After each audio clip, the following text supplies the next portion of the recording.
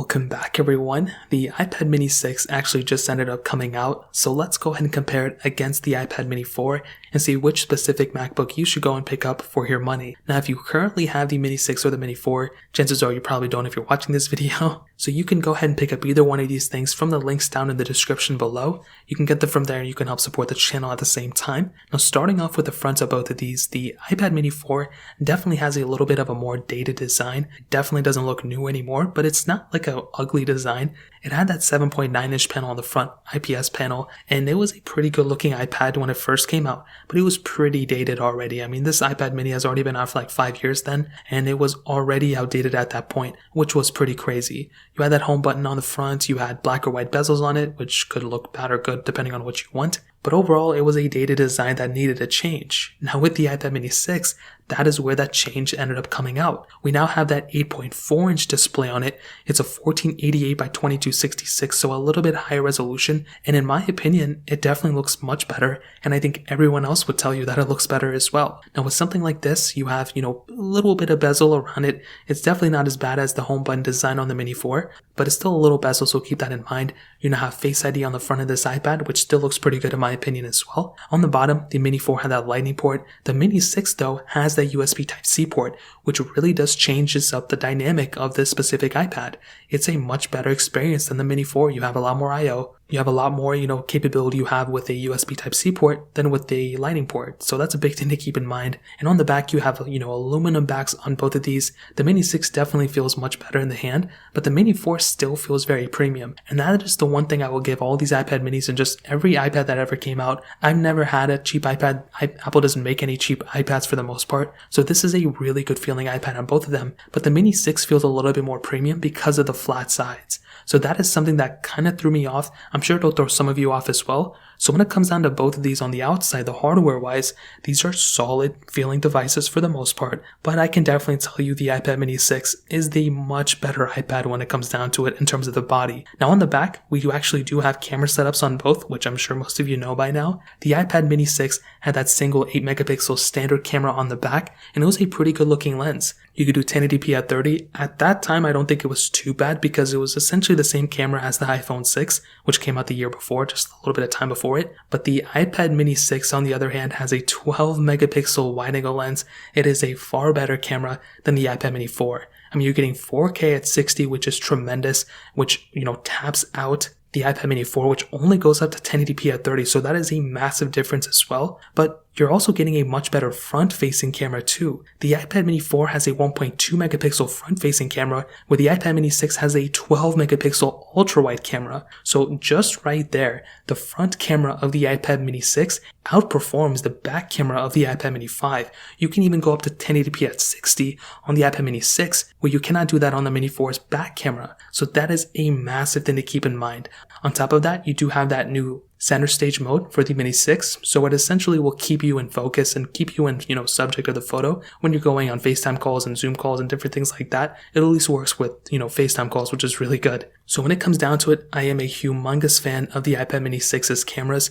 They're not perfect, but they do get the job done. And when it comes down to both of these, it is a far better camera than the iPad mini 4 without a doubt. So in terms of that covers it up in the camera standpoint. Now in terms of longevity, this is another pretty big differentiating factor. The iPad mini 6 has that Apple A chip. So that was the same exact chipset as the iPhone 6, meaning that this thing should have stopped getting support a while ago. It's still getting support, which is pretty impressive, but it is done. It is not getting any more software updates in my opinion after iPadOS 15. I think this is the last version of software. I'm surprised it even got this version. I thought it was going to end a lot sooner, but it didn't. So pretty much it's still supported, but it's pretty much done as of this point. The iPad mini 6, on the other hand, is just getting started. It has the Apple A15 Bionic chip inside of it, which is that latest and greatest chipset from Apple. Well, one of the latest chipsets, but it's still going to be supported for a long period of time. It's not like tomorrow this thing's going to be outdated. That is not the case at all. The iPad mini 6, if you want an iPad that's going to last you the longest amount of time, the iPad mini 6 is definitely the far longer lasting one when it comes down to it. So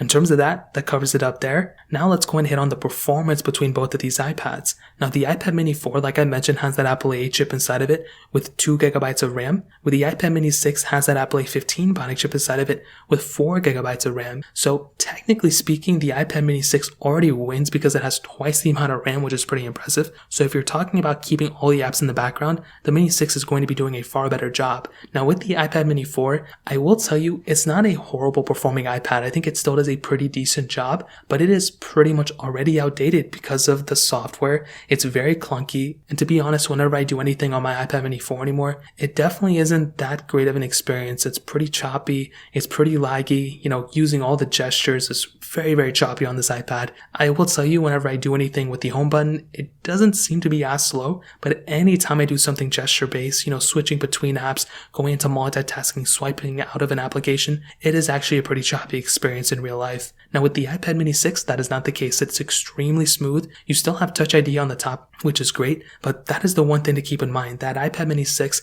because of that latest chipset, it just does such a good job at, handling all the things that you're going to throw at it. And like I mentioned, the Mini 6 is on its last leg. The Mini 6 is on its first leg. It's just getting started. So I'm a huge fan of it. I'm here for it. And if we're talking about the performance, for, light intensive apps, they're not going to be super crazy. They're going to be pretty good for the most part. But it's not until you go up a notch and you try going up to something like video editing on both, or you try playing super intensive games. The Mini 4 is a very choppy iPad for sure. The Mini 6, on the other hand, is not that. It's still a very fast, good performing iPad. So in my experience coming from both of them, I think the iPad mini 6 is much more of a better performing iPad by a long shot than the iPad mini 4, without a doubt. So in terms of that covers it up, the performance aspect. Now ending it off with the battery life, this is kind of interesting. The iPad mini 6 and the iPad mini 4 have somewhat around the same, marketed battery life, but I think the mini 6 is going to win here, and here's why. The mini 4 and the mini 6 both have, the mini 4 has a 19.1 watt hour battery, the iPad mini 6 has a 19.3 watt hour battery. So a little bit higher of a wattage on the iPad mini 6 than on the iPad mini 4. But the big thing to keep in mind is iPadOS 15 is not optimized for the Mini 4. It's such a weird experience on this iPad too. I've had pretty poor battery life on this iPad, and without a doubt, you're going to be getting a much better experience, like I mentioned before, on the iPad Mini 6 than on the iPad mini 4. That doesn't mean the mini 4's battery life is horrible. I actually do think it was pretty decent around iPadOS 13, but as of right now, since 14 even, it hasn't really been too good,